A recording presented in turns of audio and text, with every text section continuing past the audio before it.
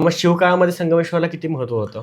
होतं ना, तो सगळा भाग म्हणजे आपण जर का संगमेश्वरवरनं एक रस्ता शृंगारपूरकडे जातो आतमध्ये, हो, की हो. जो प्रचितगडाचा पायथा आहे आणि तो भाग सगळा शिर्के मंडळींच्या ताब्यात होता आणि त्याचा उल्लेख तर अगदी शिवकाळाच्या आधीपासून येतो. म्हणजे त्या शिर्क्यांनी यांचा आदिलशहाचा एक सरदार आला होता, त्याचा पराभव केला तिथे आणून आणि तेव्हापासूनचा तो भाग येतो सगळा. शिरकाण म्हणून म्हणजे ते सगळं परिसर जो आहे त्याला शिर्क्यांचा प्रदेश म्हणला जातो आणि शिवकाळामध्ये सुद्धा ते महत्त्वाचं ठिकाण होतं. काही मंडळी जेव्हा शिवाजी महाराजांच्या विरोधात गेली होती, बरोबर. तेव्हा शिवाजी महाराजांनी नंतर तिथे येऊन शृंगारपूरला ती जी त्यांची गादी होती, ती स्वतः राजे आले होते स्वतः, त्यांनी ती उद्ध्वस्त केली होती. प्रचितगडाच्या पायथ्याचं प्रचितगड हा महत्त्वाचा किल्ला त्यावेळेला होता. कारण घाटावर जाण्याचा जो तिवरे घाटाचा मार्ग आहे किंवा मळे घाटाकडनं आपण जातो सह्याद्रीला, मुख्य सह्याद्रीच्या रांगेला. प्रचितगड कसा आहे की मुख्य सह्याद्रीपासून थोडासा सुटावलेला आहे, किल्ला बाहेर आलेला आहे. पण बरोबर. त्याची सह्याद्रीशी जोडला गेलेला आहे तो. विशाळगडाचा पण तसंच झालेलं आहे. तर तो प्रचितगड महत्त्वाचा आहे कारण आज जो सह्याद्रीचा लागूनचा भाग आहे त्याला, देशावरचा आपण म्हणतो, तो सगळा चांदोली अभयारण्यामध्ये गेला आहे. त्यामुळे तिथली गावं सगळी उठलेली आहेत. पण बरोबर. शिवकाळामध्ये व्यापाराच्या दृष्टीने या सर्व बाबतीमध्ये तो महत्त्वाचा भाग होता. त्यामुळे शृंगारपूर हे गावही महत्त्वाचं होतं. तिवरे घाट आणि हे घाटरस्ते महत्त्वाचे होते ओके. आणि त्यामुळे त्या भागाला महत्त्व होतं संगमेश्वर आणि या सगळ्या भागाला. बरं, संगमेश्वर ही व्यापारी पेठ होती. संगमेश्वरचं दुसरं सगळ्यात चांगलं एक महत्त्वाची गोष्ट होती की संगमेश्वरला नौका बांधण्याचा कारखाना होता. ओके. ज्याला संगमेश्वरी नौका म्हणतात किंवा संगमेरी नौका म्हणतात. हं. आत्तापर्यंत होता. म्हणजे निढळेवाडी म्हणून संगमेश्वरपासून एक 10-1 किलोमीटरवरती आहे.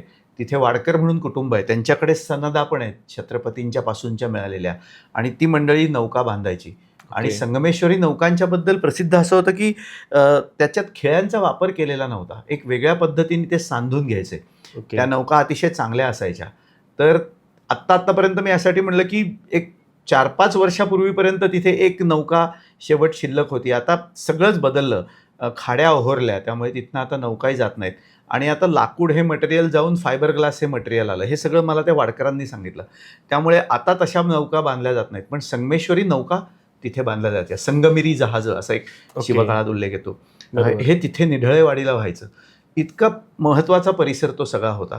आणि आपण जो कसबा म्हणतो तो तर महत्त्वाचा होता. तिथे एक इतिहासातली सगळ्यात दुर्दैवी घटना जी हो, घडली छत्रपती बरोबर. संभाजीराजांच्या बद्दलची, ती पण दुर्दैवाने त्या कसब्याच्या इथेच घडली.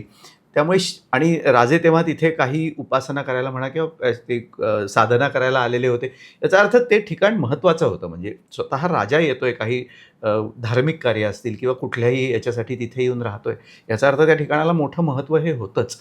आणि आपण आजूबाजूचा परिसर जर बघितला तर चिपळूणच्या जवळ दळवटणे म्हणून भाग आहे. म्हणजे तिथून काही फार नाही, माझ्या मते 40-1 किलोमीटरचं अंतर राहील तिथून. तर तिथे एक मराठ्यांची एक मोठी तुकडी सैन्याची असायची दळवटण्याला.